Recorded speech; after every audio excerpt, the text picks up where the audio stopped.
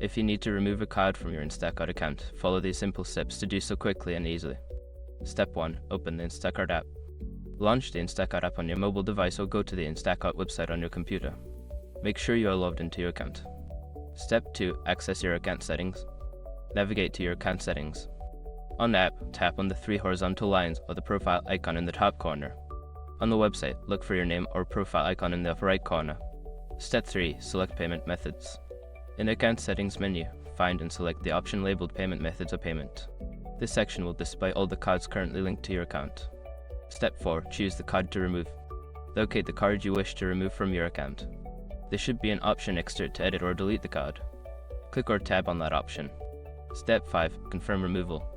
Follow the prompts to confirm that you want to remove the selected card. Make sure to save any changes if prompted, and check that the card has been successfully removed from your payment methods. Now you have successfully removed a card from your Instacart account. If you have any further questions or need assistance, feel free to reach out to Instacart's customer support.